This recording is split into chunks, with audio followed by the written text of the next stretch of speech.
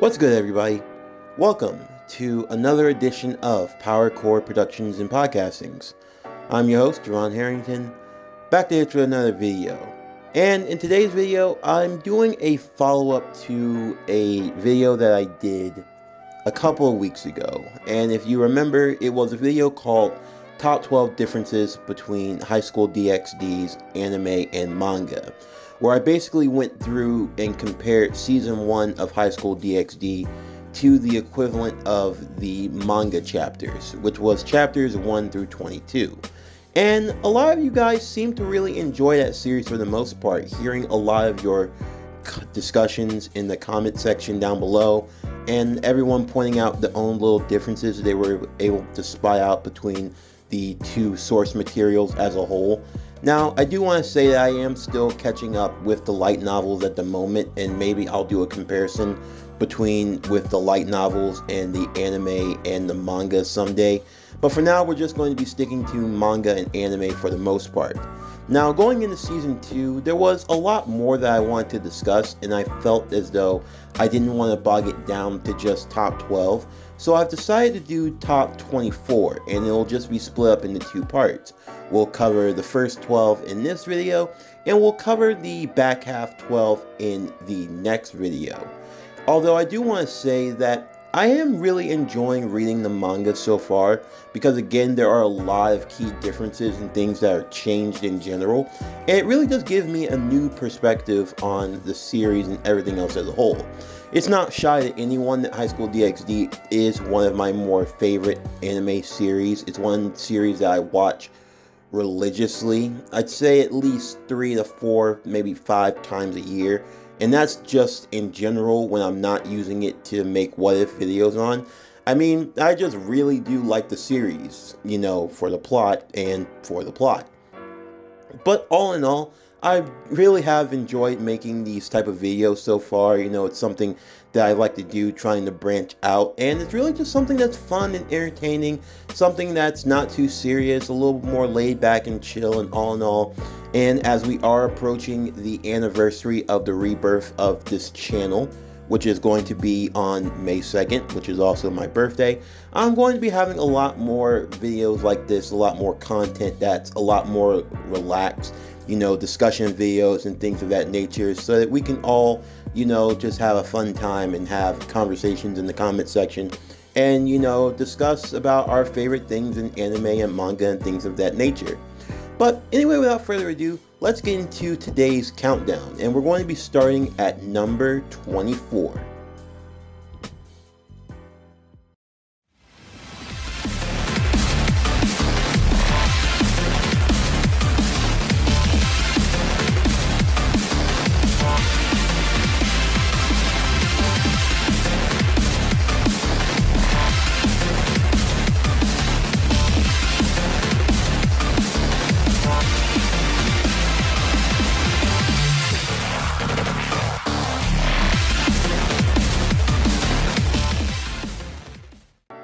Number 24.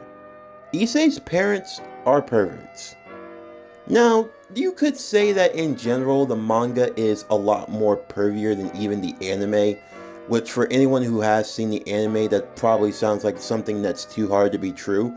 But in actuality, Isseis Parents are a lot more perverted in the manga than they are in the anime. In the anime, Isseis parents are very vocal about their son's antics, not seemingly all too proud of what he does. But in the manga, his parents actually seem to be very supportive of Issei in his goal of having a harem for his own. His father actually commending him on his efforts whenever he has more and more girls that are involved in his life. And his mother actually plays a role in it as well. Now, in the anime, they're played to be more oblivious to everything that's going on around them. However, in the manga, it's not so much. It's made very apparent that they are just as perverted, and they make just as many jokes about it on Issei and at his expense time and time again. So basically, in a way, in the manga, it basically comes off as where Issei got his perversions from.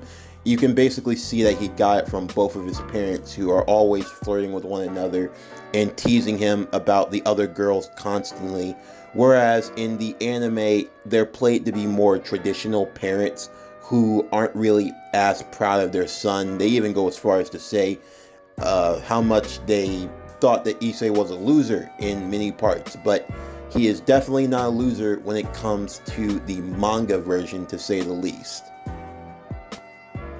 Number 23, no sports festival. Now, for those of you who are familiar with the tennis match from Season 1 of Highschool DxD, where Risa and Akeno play against Sona and Tsubaki in a game of tennis to see who is going to meet with the familiar master, that game actually doesn't happen till after the Riser battle in the manga, and the context for why it happened was because during that time, the school was actually having a sports festival, and all the different clubs were competing against one another. This wasn't actually a competition to see who would meet with the familiar master, but rather this was just a game for supremacy between the two squads. This also would include the dodgeball game that would be held not too long after. So I feel like it's just a play with the anime in general, seeing how certain things happen in and out of order. But I always thought that this was pretty interesting in the sense that they would choose to switch things around the way that they did, not having this take place before but after the events of Season 1. So that's just a little Easter egg for you guys for the most part. But that there is no sports festival tournament in Season 2 where it was originally supposed to take place. Number 22. Kiba leaves the club during the events of the sports festival, not during a battle with a stray devil. Now, this is just a subtle change, and in the grand scheme of things, it may not seem like it matters all that much, but still though, I find the context for why things happened the way that they did to just be a really interesting change. The fact that in the anime, Kiba ends up leaving after spacing out during the events of a battle with a stray devil, causing Risa to slap him in order to try to figure out what's wrong with him and get his attention. Whereas in the manga, she actually does slap Kiba, but it's because he spaces out during the events of the sports festival. Now, with both of them put in the context, I do think that the anime handles it much better. Since, let's just be honest here, there really wouldn't be any reason to slap Kiba in the manga version of events. Even if he was spacing out, in the end, it only cost them a game in a sports festival. So I don't think it really requires that he gets slapped in that moment. And honestly, if they had included it, it probably would have made Risa look like more of a bitch, in my honest opinion. But as we've stated in the previous video, Risa is more of a hard ass in the manga than she is in the anime. At least in the anime, she comes off as much more reasonable and practical. But, I mean, I've got to be honest with you, Risa is a bitch in the manga in every way, shape, and form. I mean, all the things you like about her in the anime, if they actually translate that from its manga counterpart, I don't think people would like Risa as much as they originally do. But that's something else to keep in mind for the most part, as to why changes are often made between anime and manga anyway. A lot of times, your favorite characters that you see in an anime can usually either be a lot more worser, or at least not as sweet as you originally thought. Number 21. The manga mentions Jesus. Now, this was one thing that in hindsight it makes a lot of sense, but when you've watched the anime enough times, you kind of forget for a moment that Highschool DxD does take liberations with stories from the Christian Bible in and of itself. And the fact that throughout the anime's entire run, not once has it mentioned, Jesus Christ, a prolific figure in the Bible in and of itself, and someone whose story would be profound in the world of Highschool DxD in and of itself.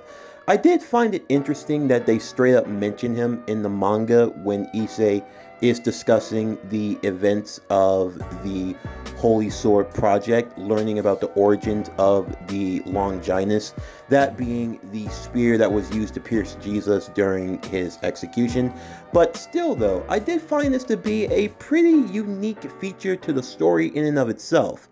Now, as it comes to why Jesus by name isn't mentioned in the anime, I can imagine it's for censorship reasons. I imagine that there are probably a lot of people within the fan base who probably aren't really too fond of using the Christian tones of the story in and of itself, and they probably wouldn't like the idea of Jesus being in an anime, so they probably have to change names and go around.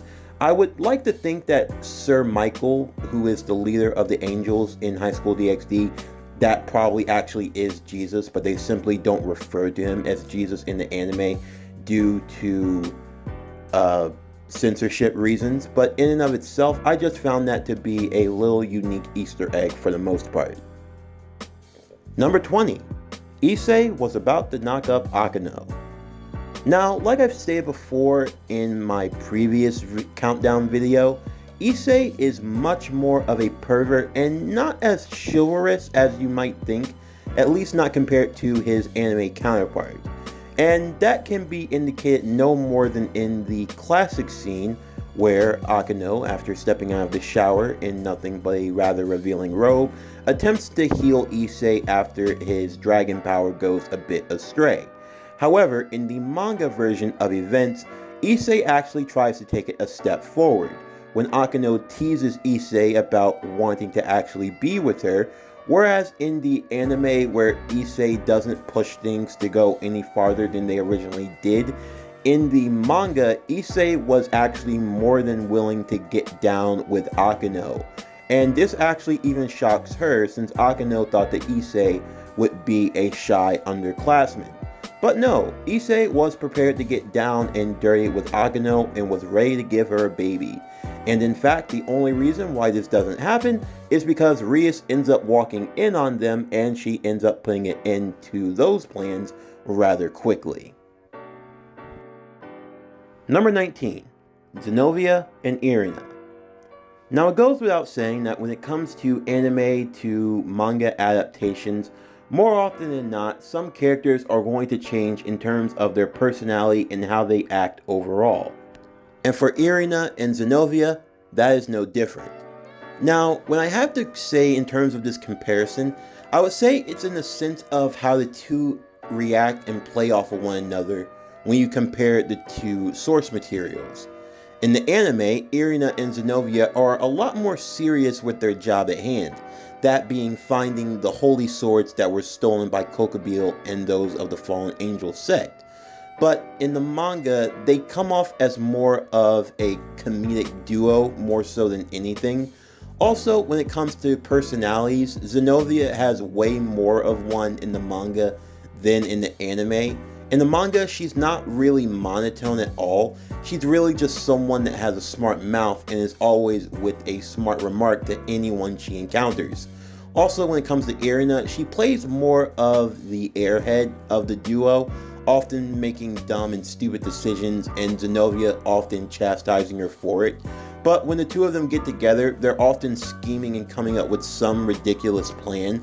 Like when they're really hungry and they have no money because, like in the anime and in the manga, Irena spent all of their money on some painting of a holy saint that she thought could bring them good luck. While Zenovia isn't as harsh in the anime version, she just lays it into Irena in the manga, and it's pretty hilarious. Also, the fact that the two of them had no qualms with attacking a temple to steal money really just adds to the charm of it all. They come off like a couple of pranksters more than anything else. So it's just a subtle difference between the anime and the manga in terms of personality. Although then again, if the anime actually did give everyone the personalities that they had from the manga to the anime, then they all might end up being a little bit the same for the most part. So it was nice to see them try to change it and switch it up, but I would say that there is a difference between the two of them. Number 18. Saji wants to marry Sona Seatree. Now this was something that I found to be rather adorable in the manga, and it's something that I kind of wish we got more of in the anime. Now in the anime, it is implied that Sona and Saji do have some feelings for one another, or at least it's shown that they do care about one another, but in the manga it's made rather blatant and apparent how their relationship goes. That being that in the manga version of events, Saji openly declares to Issei that his dream is to support Sona because he actually loves and wants to marry her. And it's actually hinted at that Sona likes Saji a lot, considering the fact that she actually forbids him from being around any other female girl but her whenever she's not in his presence. Now for this, I just found it to be pretty cute all in all, because it really does show that the two of them deeply love and care about one another. Again, not that we don't see this in the anime, but at the very least, it's never openly stated in the anime the way that is in the manga. Which I will say is something that is a key theme when it comes to comparing the two materials as a whole, and that's subtlety. In the anime, they imply a lot, and it's stuff that you would have to pick up on. Whereas in the manga, and I believe the light novels also as I continue to read them, I believe a lot of things are just laid out in the open and not left for interpretation at all. Again, because in the anime, while it's implied that the two of them do care about one another and have feelings for one another, these could be platonic feelings, these could be romantic feelings, or anything along those lines. But in the manga, it's made very clear how they feel about one another. Saji is in love with Sona, and Sona, through her actions, shows that she cares very deeply about Saji. Saji for Sona is essentially what Issei is for Rias, in the sense that they are their prized joy and someone that they keep particularly close to them at all times and fend off from other girls. So much so that Sona keeps Saji all to herself. Number 17. Asya is a lot more jealous. Also, she's a lot more perverted. Part 2. Now, I stated this in part 1, but I really do feel like I need to emphasize this point again, mainly because this is just a whole character change for Asya that I genuinely was not expecting. Now, when you've watched the anime as much times as I have, and you feel like you've gotten to know this character for a while now, to see how Asya behaves in the manga is like night and day to how she behaves in the anime as a whole. In the manga, she is a lot more jealous and territorial when it comes to Issei, being a lot more confrontational with Rias than she ever was in the anime for the most part. Also, she displays a lot of tsundere-like tendencies. In the anime, I don't think Asya ever hits Issei once, but in the manga, she actually hits him a few times, stepping on his foot, or being very aggressive towards him whenever he shows lecherous eyes for another girl.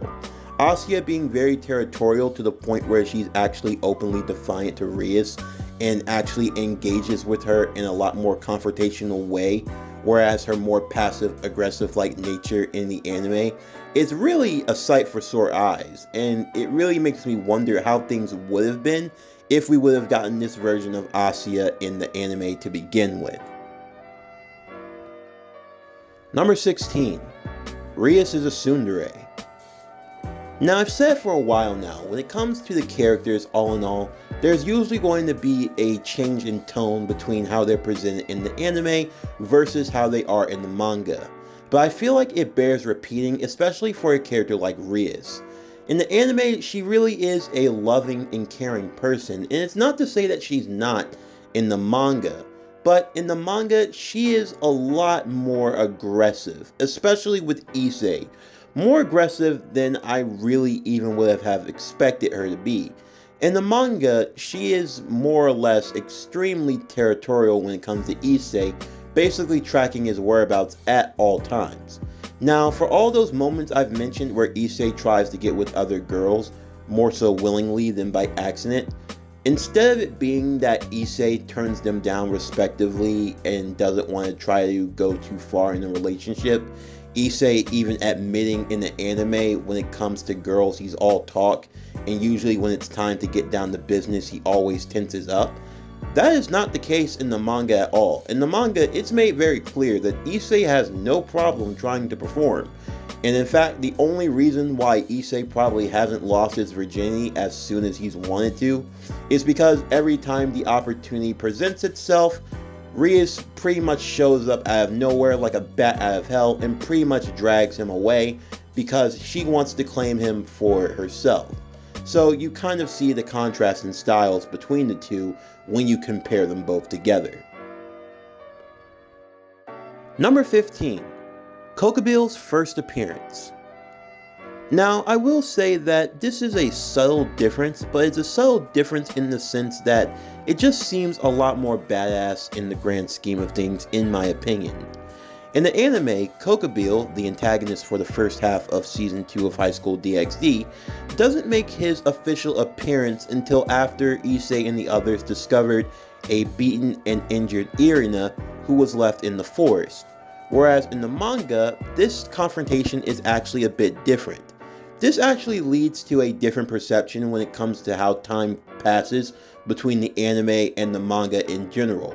In the anime, it was actually a few days that passed before Kokobel actually makes his appearance, whereas in the manga, from the time that Isseis and the others had joined up with Irena and Zenovia in their attempts to find Freed and the Holy Swords, to the point where Risa and Sona arrive to take their respective members back, all of that takes place in the span of a single night, whereas in the anime it takes place in the span of a couple of days to around a week. Also, the way in which it is handled is a lot different as well. Whereas the group ends up running into Kokobel in a forest, Kokobel actually ends up making his presence known when he shows up to Isseis' house in the first place, dropping off the beaten and injured Irena to his house, essentially making his plans known right from the start, not giving the team much time to come up with a countermeasure, as the events of the first half of the season all take place within the span of a single night. So you could say the perception of time in his appearance also changes as well in the grand scheme of things. Number 14. Kokobel wrecks everyone.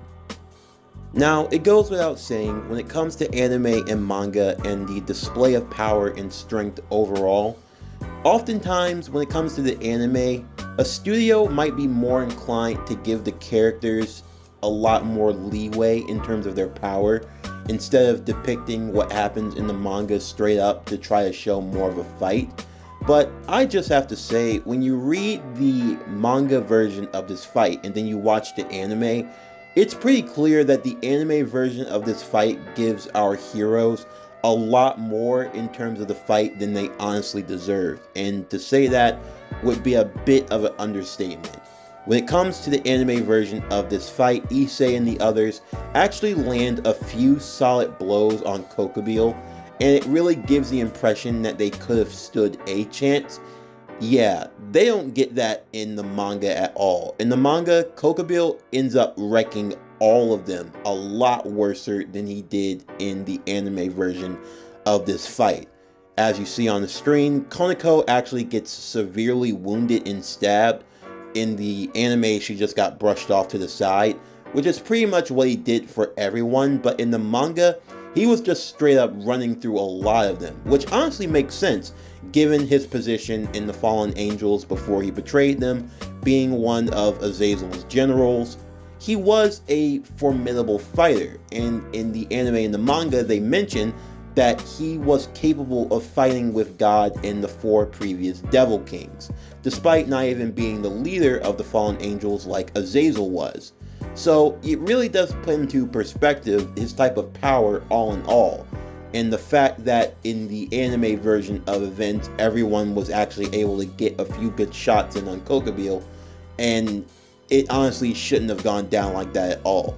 In the manga, they end up getting wrecked a lot worse than they do in the anime, and it's made very clear who was in the upper hand in terms of that fight. Even when they did get in a few shots in the manga, Kokobel brushes it off like nothing, whereas in the anime, the few shots that they get off, Kokobel ends up taking it serious. So you see the difference between the two in that regard. And finally, number 13. Azazel's first appearance. Now, this isn't really that big of a difference. In fact, it's probably a lot similar to what happened with Sona's C-Tree in Season 1. That being primarily that the anime ends up introducing a character a lot sooner than the manga ended up doing. Now, as to if this really would have made a big difference in the grand scheme of things, I'm not entirely sure. Because in the manga, Azazel doesn't actually make his appearance until chapter 36, which would have been the conclusion of the first half of season 2, and he basically introduces himself as the leader of the fallen angels to Issei. Whereas in the anime version, Azazel is pretty much shown from the first episode of season 2. Although at that point in the series, Azazel doesn't actually reveal who he truly is to the audience, instead just pretending to be a lowly human who just contacted the services of a devil. But in the manga format, he doesn't make his appearance until after the battle with Kokobiels. So that's just a subtle difference between the two. Also, in terms of their designs, they're pretty much the same for the most part, except Azazel's kimono is a lot shorter and he wears dress shorts, whereas in the anime, he pretty much just wears a long kimono from the beginning. So in terms of looks and aesthetics, that's different for the most part, but other than that, everything else remains pretty much the same for the most part. And with that, we're going to bring today's video to a conclusion. Again, this is just the first half of the series as a whole, covering the first half of season 2, so I only did chapters 23 to 36 to begin with, but we will be covering the second portion that will cover the events of season 2, the second half in the anime and manga versions as well. And also, again, like I've stated before, if you have your own differences that you were able to spy out as well, let me know down in the comment section below, and let's just get a conversation going.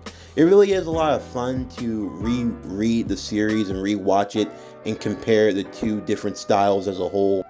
Seeing how things were done, seeing what things were left in and what were taken out.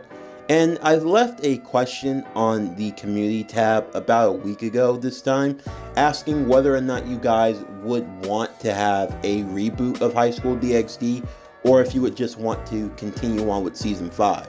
And the reason for me asking that question is because when you read the light novels and when you read the manga, there's so much more that you learn about the series that the anime just doesn't give you. And while I know that the anime is iconic in its own right and everyone's been clamoring and waiting for Season 5, myself included, I've also thought about, if a reboot would be all that bad. One that's more faithful to the source material and can go deeper into the lore. Because I've always firmly believed that even with the fan service aside, Highschool DxD is the type of series that if it really wanted to take itself seriously as like a battle shonen sort of deal, I think it has enough material where it could be strong enough to stand on its own. And I think the fan service is just an added bonus to it all in the end of the day. But still though, when you look at everything that it has to offer, it just makes you appreciate the series when you reread it, when you rewatch it, and all that good stuff. And it's always cool to spy out the differences between the two. But anyway, next time when we come back with this series, we will cover and finish the countdown from number 12 to number 1, and that'll take up the second half of what would be season 2 of the series of Highschool DxD. But anyway, till next time, I'm Javon Harrington with Power Core Productions and Podcastings. Signing off, and I'll see you next time.